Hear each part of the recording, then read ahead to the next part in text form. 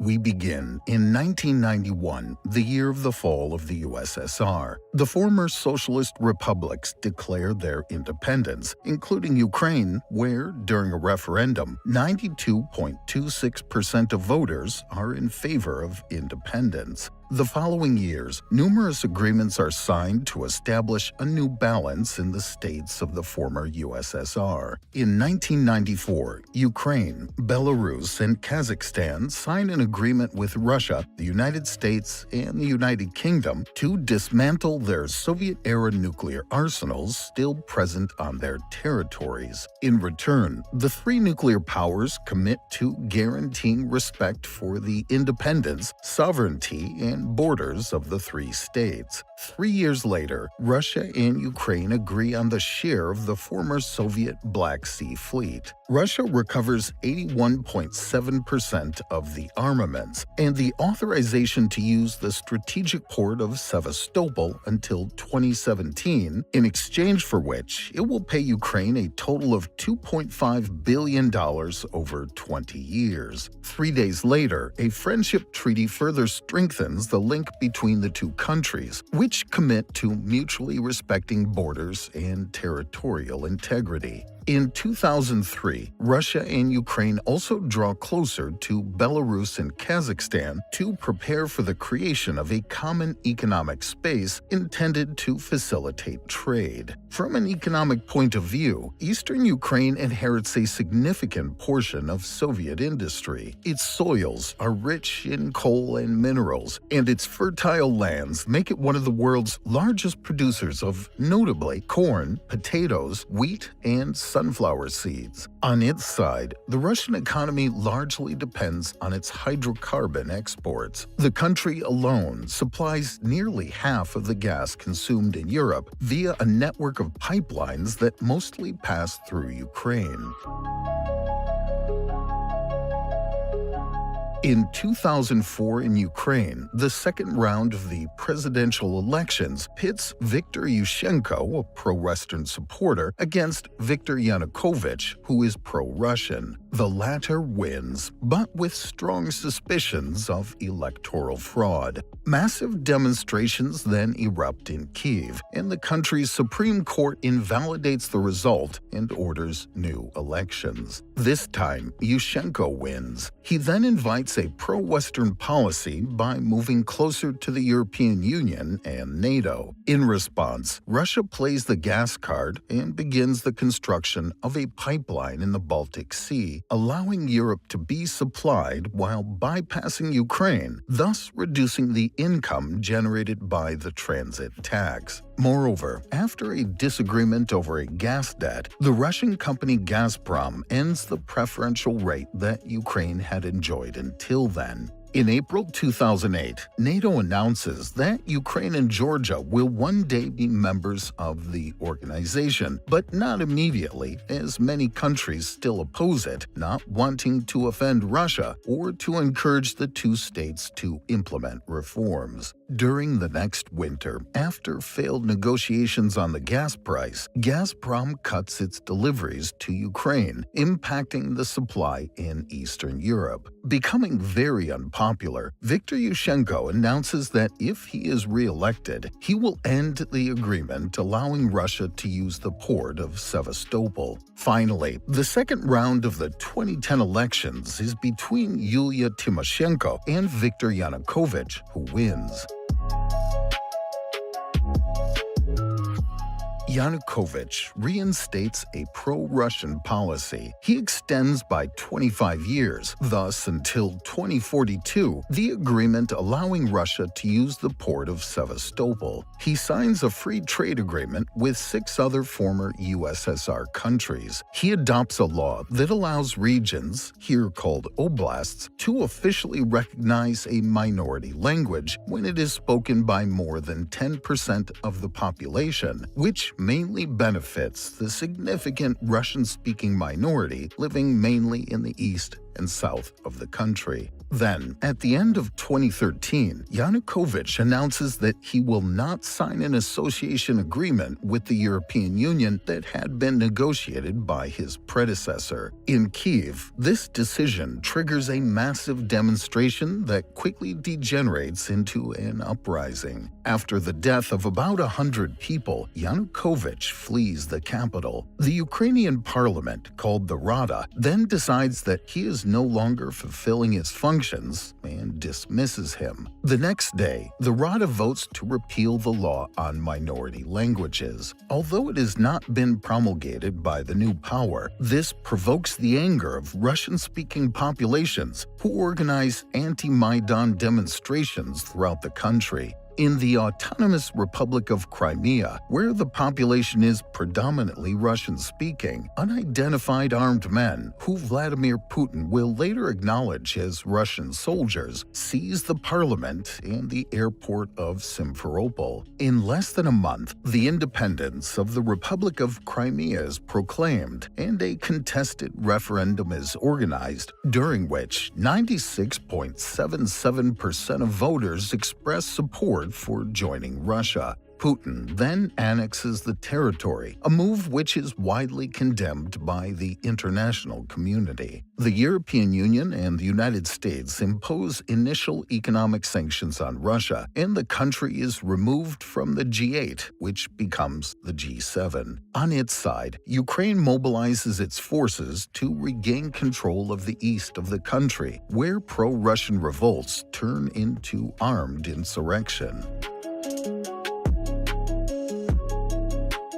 On April 7, 2014, pro-Russian separatists in Donetsk proclaimed the Donetsk People's Republic and announced the upcoming holding of a referendum. The first clashes then erupt between the Ukrainian army and separatist forces. On April 27th, the Luhansk People's Republic is proclaimed in turn. In Odessa, violent clashes occur between pro-Ukrainian and pro-Russian supporters. On May 2nd, a Russian-speaking group is targeted and takes refuge in the trade union's house. A fire breaks out there, killing 48 people. To this day, no one has been convicted in this case. The following month, Petro Poroshenko largely wins the presidential election in the first round and relaunches a pro-Western policy. In the east, the country's army gradually regains the upper hand, but more and more Russian soldiers cross the border to reinforce the separatists. Russia initially denies being involved, then speaks of volunteers on leave. In any case, a large counteroffensive is launched towards Mariupol, undermining Ukrainian forces.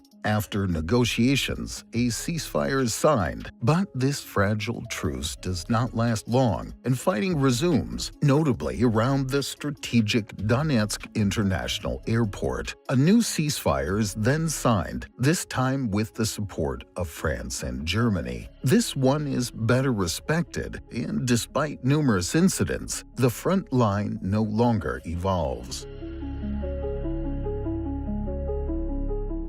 If the front is frozen, tension continues to rise between Ukraine and Russia. On one side, the association agreement between Ukraine and the European Union comes into effect. On the other, Russia begins the construction of two new pipelines, one that crosses the Black Sea to supply Europe via Turkey, and another that runs alongside Nord Stream 1 to double the supply to Germany. The country also finalizes the construction of the Crimean Bridge, which connects Russia to the peninsula. If this new passage is very strategic for Russia, it is also so for Ukraine, which must cross the Kerch Strait to export its goods from the port of Mariupol. Since 2003, the two countries have an agreement on free navigation in the Sea of Azov, but Russia now wants to control maritime traffic. In November 2018, as three Ukrainian military ships approach the strait, Russia blocks the passage of the Crimean Bridge with a cargo ship, then captures the ships, accusing them of illegally entering its territorial waters. In 2019, Volodymyr Zelensky wins wins the presidential election, notably on a promise to end the conflict. He moves closer to Putin and manages to recover the 3 military ships. At the same time, he maintains the pro-Western policy and tries to obtain Ukraine's membership in NATO. This, for Putin, constitutes a red line not to be crossed. He deploys troops all along the Ukrainian border, then asks NATO to refuse Ukraine and to stop its expansion to the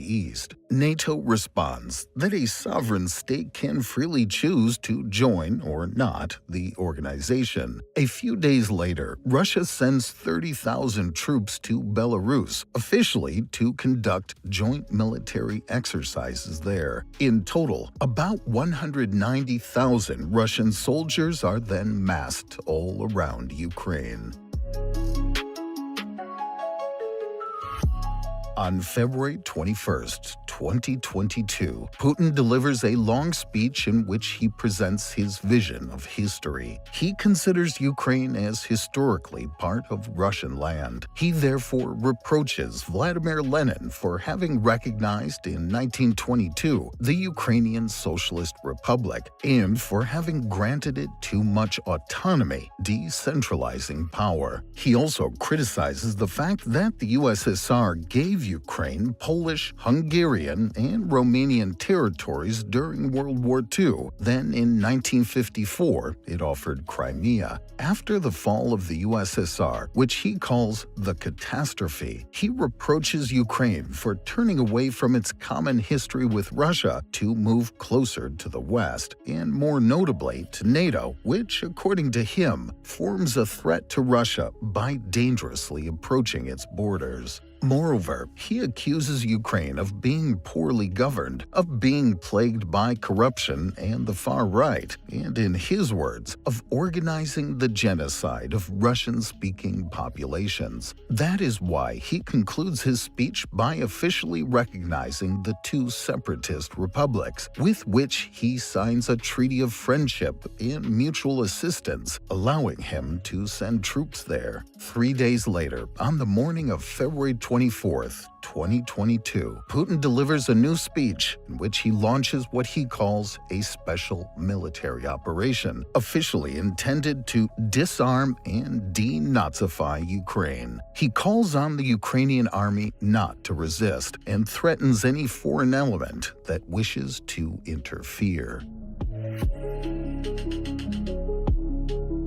Here's what was most likely Russia's initial plan in Ukraine. The offensive would be launched on 4 simultaneous fronts, one in the south from Crimea towards Kherson, Mykolaiv, then Odessa, another from the separatist republics, one from Belgorod towards Kharkiv, Ukraine's second-largest city, and finally a 4th from Belarus towards Kyiv. Here, the plan would be to take control of the sky and to seize the Hostomel airport as quickly as possible to establish an air bridge there. Russian forces would then begin the siege of Kyiv, and dozens of Russian and Chechen mercenaries would enter the capital to assassinate Zelensky. A pro-Russian power would then be put at the head of the country, which would become officially neutral and entirely disarmed. Russia would then obtain recognition of the annexation of Crimea, probably also of the republics of Luhansk and Donetsk, and in its best-case scenario, it would take control of all the territories that the separatists call Novorossiya, reaching Transnistria, a pro-Russian separatist territory located in Moldova. This plan was supposed to be completed within a few days.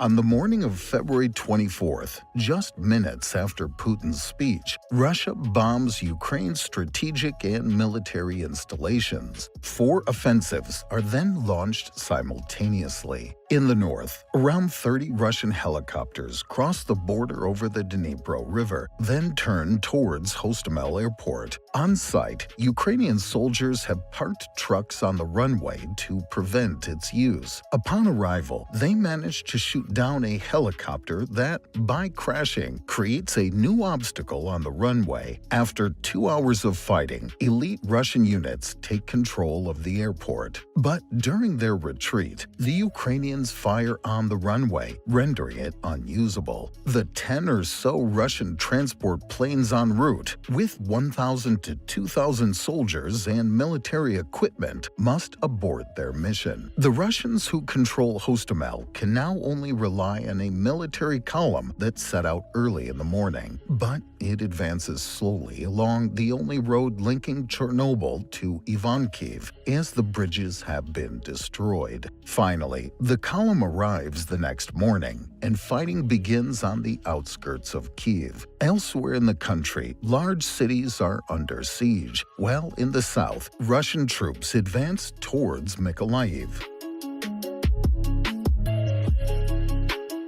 Internationally, the attack is widely condemned. The West targets the Russian economy by imposing numerous sanctions. The assets of Russian banks and oligarchs are frozen. The Nord Stream 2 project, which had just been completed, is abandoned. Most of Europe, the United States, and Canada close their airspace to Russian airlines. Meanwhile, Japan and South Korea suspend exports of strategic materials to Russia, notably semiconductors. At the same time, Ukraine's application for European Union membership is fast-tracked, and Zelensky requests that NATO impose a no-fly zone over the country. But the organization refuses, fearing escalation into a nuclear war, especially since Putin regularly brandishes the nuclear threat and obtains authorization from his ally Belarus to deploy nuclear weapons on its territory. In Ukraine, Russia targets communication infrastructure. Elon Musk then makes his Starlink satellite network available to the country, which ensures reliable communications. In Russia, anti-war protests are suppressed, and a new law imposes up to 15 years in prison for publishing information deemed false. Many Western media outlets then close their offices, while in Europe, major Russian media are banned. In the south, Russian forces seize Melitopol, Kherson, and the Zaporizhzhia nuclear power plant, the largest in Europe. In Kyiv, however, they are held back outside the city, while a massive supply convoy, more than 60 kilometers long, becomes stuck further north. Having committed most of its troops, and as Putin has pledged not to mobilize, Russia begins recruiting foreign volunteers, notably in Syria, and turns to mercenaries from the private military company Wagner, led by Yevgeny Prigozhin, a former close associate of Putin. In the south, the Russian fleet bombards Mariupol from the Sea of Azov. Ukrainian forces counterattack in the port of Berdyansk and manage to sink a major warship. After a month of fighting, as the special operation slowly turns into a war of attrition, Russia changes strategy and halts offensives in Kyiv and Chernihiv to focus its forces in the Donbas. After its retreat, Ukrainians discover that the population of Bucha has suffered a massacre. Russia denies involvement, initially claiming a staged event, then blames the Ukrainians. A few days later, Putin awards an honorary title to the Russian brigade accused of committing the massacre. The front reorganizes in the east of the country. The Russians are pushed back from Kharkiv, but manage to take full control of Mariupol. Further north, Ukrainian troops defending Lysychansk must retreat to avoid encirclement, thereby losing total control of Luhansk Oblast. The Ukrainians set up a stronger defensive line around Bakhmut, while Russia announces a pause to rebuild its forces. The country then begins begins recruiting volunteers, offering highly attractive salaries of up to $6,000 per month, 5 times the national average. Meanwhile, the Wagner Group starts recruiting in prisons, promising freedom to inmates in exchange for 6 months of service. On the front, as Ukrainian ammunition supplies are nearly depleted, the country receives its first shipments of Western weapons, allowing it to launch a counteroffensive towards Kherson. Russia then concentrates its forces in the region, enabling the Ukrainians to initiate a second counteroffensive in the north, where they recapture just over 10,000 square kilometers in 1 week. Under pressure, Putin is this time forced to order a partial military mobilization, aiming to add 300,000 reservists to the front. In response, hundreds of thousands of Russians flee the country to avoid combat. According to official Russian figures, up to this point, 2.5 million Ukrainian civilians have been evacuated to Russia, including 412,000 children. Putin then signs decrees to facilitate the adoption of Ukrainian children without parental protection and to grant them Russian citizenship. Meanwhile, in Ukraine, 19,500 children are reported missing. This policy of displacement and Russification of the population will lead the International Criminal Court to issue an arrest warrant against Putin. In the oblasts of Luhansk, Donetsk, Zaporizhia, and Kherson, referendums are hastily organized for annexation by Russia. Moscow tries to legitimize the vote by inviting pro-Russian observers from 20 different countries. Unsurprisingly, the results are in favor of annexation, which is immediately formalized by Putin. In response, Ukraine reiterates its request to join NATO and launches sabotage operations targeting the Russian economy. After likely being involved in the sabotage of the Nord Stream pipelines, the country damages the Crimean Bridge with a truck bomb. In retaliation, Russia heavily bombs major cities and Ukraine's energy infrastructure, now also using Iranian Shahed drones. Odessa and its port are regularly targeted to undermine grain exports. On 11th November, the last Russian troops leave Kherson and retreat to the other side of the Dnipro River. The front line stabilizes, with Russia controlling about 20% of Ukrainian territory.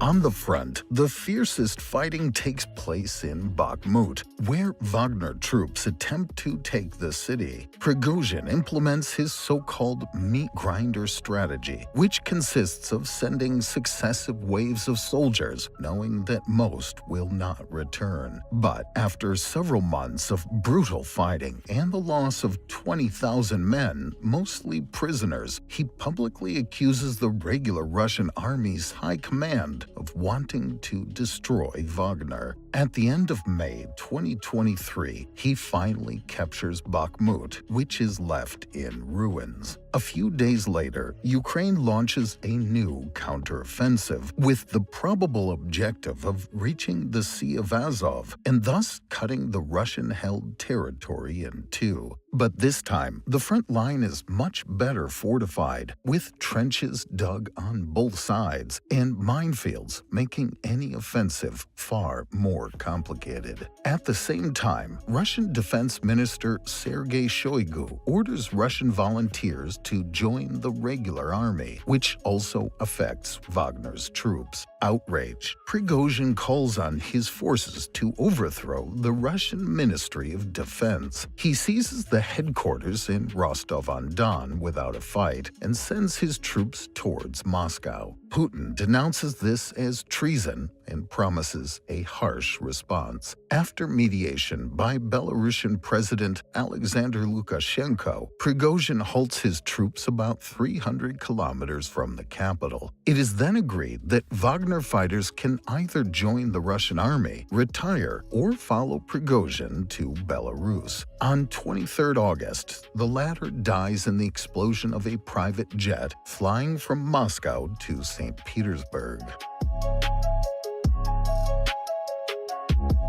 In the south, the Ukrainian counteroffensive is abandoned after its failure. The front is now frozen, and any new offensive comes at the cost of heavy casualties. Russia continues its bombardments while concentrating its offensives in the Donetsk Oblast. On the other side, Ukraine now focuses on solid defense to limit losses while using FPV drones loaded with explosives to strike Russian forces. These small civilian drones, worth only a few €100, can destroy heavy equipment worth millions. In the Black Sea as well, Ukrainian naval drones inflict major damage on the fleet in Sevastopol, forcing Russia to reposition its ships further east. Ukraine also uses long-range drones to target refineries and fuel depots deeper and deeper into Russian territory. Furthermore, for the first time, Ukraine is authorized to use certain weapons supplied by its Western allies against targets on Russian territory. On the 6th of August, 2024, the country launches a surprise offensive in Russia's Kursk Oblast. The main objective is to relieve pressure on the Donbas front